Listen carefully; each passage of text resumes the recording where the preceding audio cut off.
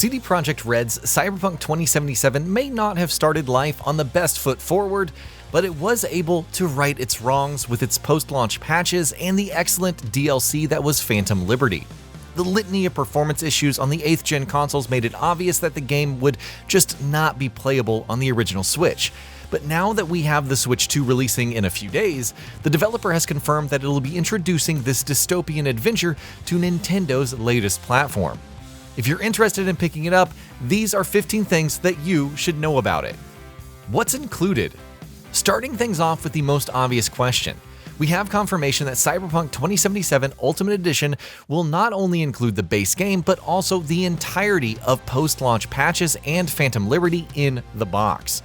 As such, you can expect to spend a great deal of time exploring the many nooks and crannies of Night City and Dogtown without having to spend any extra money buying into these post-launch expansion packs. Developer. As for the developer, Cyberpunk 2077 Switch 2 port is being developed in-house by CD Projekt Red only. This can be a double-edged sword, with the advantage being that the developer has great knowledge about its engine and workings, but the disadvantage is that it doesn't have a lot of prior experience of porting its games over to a Nintendo console since The Witcher 3's port was handled by Saber Interactive. But if we consider Cyberpunk 2077's port on the Steam Deck, we can have a lot more confidence than skepticism for this port. Cross-progression support. One of the more interesting things about this port is that it comes with cross-progression support across all platforms. CD Projekt Red recently confirmed that any save data from the other platforms can be brought to the Switch 2 release. Those wondering how it all would work should know that this is achieved through exporting and importing your save through the developer's cloud platform. It's a great feature that makes jumping from other platforms pretty seamless, and makes buying into Cyberpunk 2077 on the Switch 2 a more lucrative option for anyone already owning the game on any previous platform. Physical release.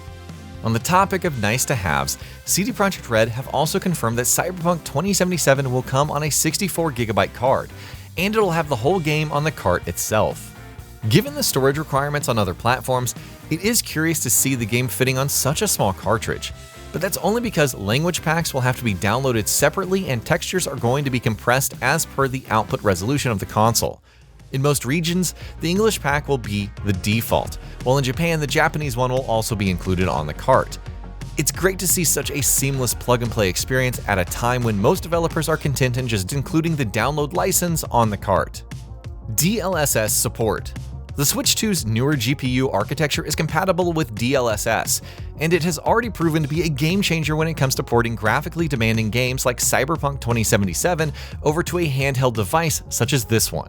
The developer will be making heavy use of DLSS to achieve smooth results on the machine, and given the recent advancements in this technology, it has proven to be a reliable method to render at high resolution without exposing many visible artifacts.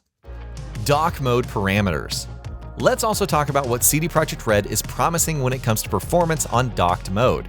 The dock mode will give flexibility in choosing between a quality and a performance mode.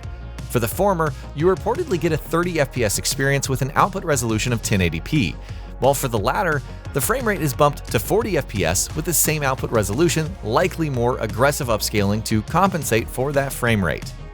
Handheld mode parameters. Coming over to the handheld mode on the Switch 2, CD Projekt Red reportedly offers a quality and a performance mode that almost rivals that of the docked mode. The quality mode targets 30 FPS at 1080p, and the performance mode bumps that up to 40 FPS, but reduces the resolution to 720p. It might seem like a curious case at first, but it highlights just how important features like DLSS and VRR are, and how impressively the Switch 2 manages to retain much of its graphical power even in the portable mode. Performance insights. According to early reports of the game, the performance varies from place to place, and players can expect a better playing experience during indoor sections than outdoor sections. That's a rather obvious statement, since the game's computationally taxing world streaming system wouldn't ask for much during indoor scenes, but it's also curious at the same point, since the Switch 2 is also rocking an SSD along with adequate RAM. So how much discrepancy remains between the two scenarios remains to be seen, but it is worth noting here nevertheless. Visual comparison against console. When comparing Cyberpunk 2077's Switch version to the console release, it's obvious that the game pales in comparison to the PS5 and Xbox Series X versions on account of its lower texture quality and display resolution. It's It's more in line with how the game looks on last-gen machines, the PS4 and the Xbox One, minus the litany of performance issues that those platforms faced well after its launch. Visual comparison against Steam Deck.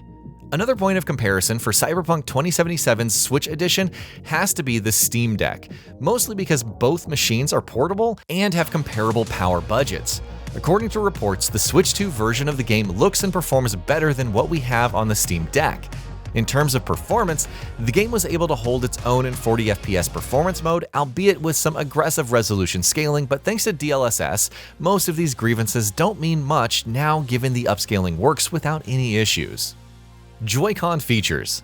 Cyberpunk 2077 on the Switch is not just going to be a tasteless transition to a new platform, but it'll be taking advantage of the platform-specific features, including the ingenious Joy-Con of the console. Players will be able to use motion controls for aiming, and using one of the Joy-Cons should be enough to cover major functionalities like using melee weapons. Support for gyro aiming, touchscreen commands, and mouse. On the same note, we also have information about support for gyro aiming, touchscreen commands, and the mouse. The developer has confirmed that these features will also be available at launch, so if you're one of those players who are accustomed to gyro controls, transitioning to the Switch version of the game shouldn't be really a challenge. Price. One of the biggest questions that many fans would understandably have about the game is its price. While many developers choose to retail ports of their hits at a lower price, CD Projekt Red has confirmed that it'll be selling the game at a full-fat retail cost of $69.99. It does seem like a lot if you compare the prices across other platforms, but that seems to be the norm when it comes to these upcoming Switch 2 ports. How long to beat?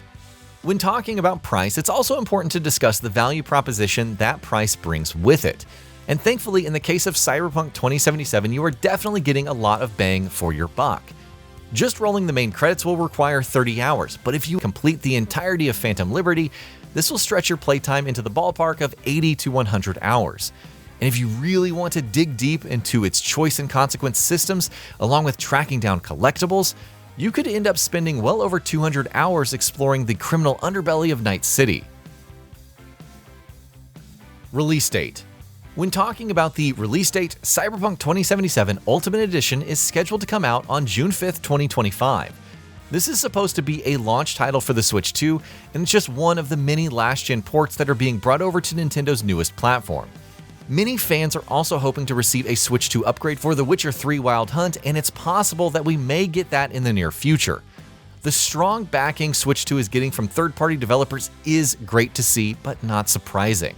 With the original Switch boasting an install base of over 150 million, it's only natural that many studios are eager to support Nintendo's next-gen hybrid console ahead of its launch. And that'll be about it for this one. If you guys like what we're doing at Gaming Vault, please consider subscribing to our channel, and I'll see you guys on the next video.